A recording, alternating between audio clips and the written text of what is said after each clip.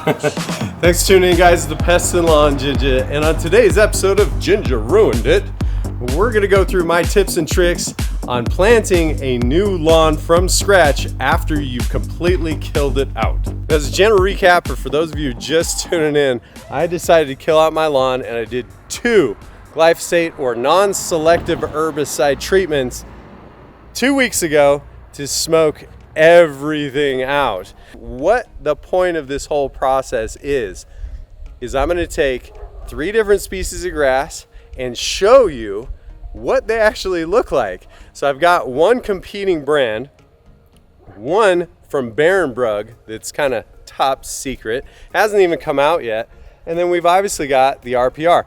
Now, I've been extremely satisfied with the RPR. Had it for about 1.5 years, slayed the lawn, made it look like a 10. Was super impressed with the RPR. But we get into these other species of grass that say they're elite, right? Elite. That must mean that it's the top of the top of the top, which is intriguing. But what does it look like? What does it feel like? Nobody really knows until you actually buy it. So I want to experience it, and that's where we're at right now. Now, before we get too crazy here, what I'm gonna do is I'm gonna end up mapping out the entire front yard and seeing how many square feet that we have, and then I'm gonna divide it by 2, make sure that we have equal parts. Now, the plan is to also make sure that we use the same amount of grass seed with each competing brand. Now, there's a couple of things that's going to be interesting to see. Number one, how fast does each one of these species of rye that I'm choosing germinate? Now, in all actuality, it doesn't really matter.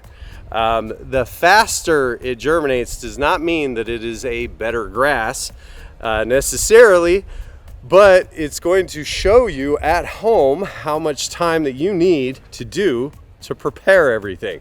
I'm also going to make sure that we set up boundaries on where our midpoint is, because once the grass comes in, I don't know if one's going to be darker than the other. I don't know if one is going to crawl into the other. These are all fun things that I'm really excited to see over the next year.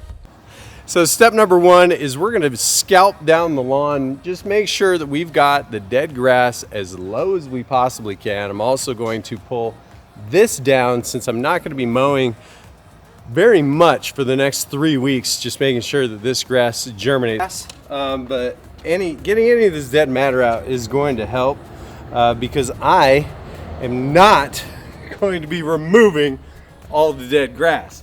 I'm not scraping the top, not doing any of that. Why? Because we don't need to. It's just so hard to explain how soft this rye is. It's hard to get away from rye. Now, before I go any further, I'm going to go ahead and map this all out right now just to get that out of the way. And a lot of you guys are probably wondering, why don't you do that after? Well, number 1, I want to see where the midpoint is, where the grass seed is going to go. Number 2, our next step in this process is going to be scarifying the lawn. That's just going to be digging a bunch of channels where the seed can fall into. And I want to make sure that the paint doesn't, for some reason, just kind of plug up this section of the dirt so everything grows in properly. I'm really excited. This worked out so well. So roughly 1,000 square feet to play with. We're just going to divide this in 2, so it'll be roughly 19.5 feet to 20 feet in on both sides, making it very easy if we have to come back out here and recalculate to see where that transition zone is. Got it all measured out with the tape. Now, the beautiful part about this is let me show you this. So here's the lucky part. It'd be really easy to tell where the transition point is because of that crease in the concrete border. And then when we come over here, where Royce, get out of there. You can see off of the valve box, we've got this crease, which is relatively close to that transition point. So we're just gonna make a line dedicated straight down from one crease to another.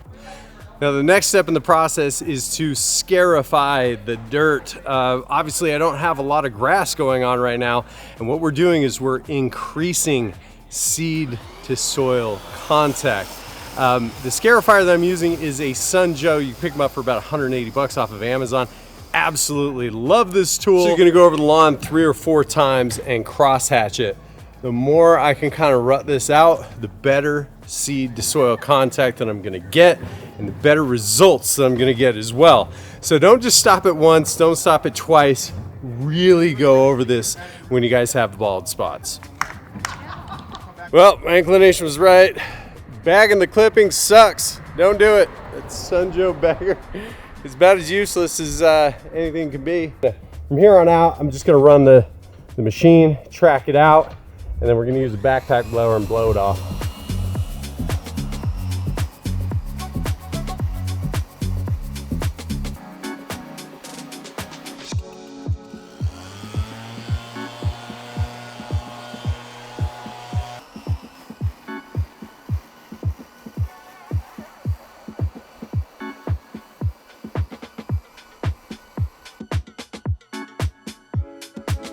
Woo!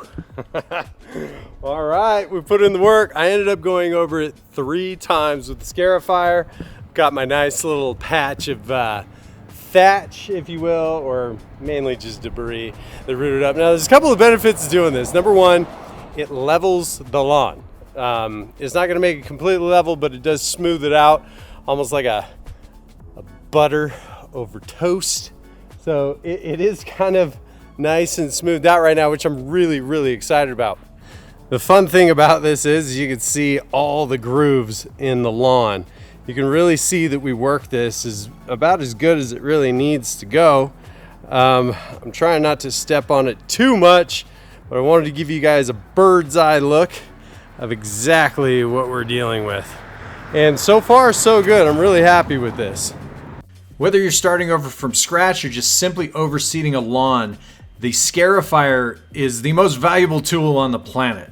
I have single-handedly stopped using the aeration method because the only thing that matters is seed to soil contact and getting the debris out of the way, including the actual physical thatch layer.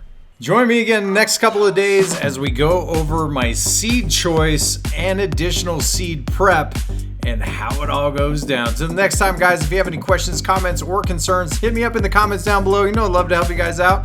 So next time, guys, this is the Pest and Lawn Ginja. We're slaying lawns.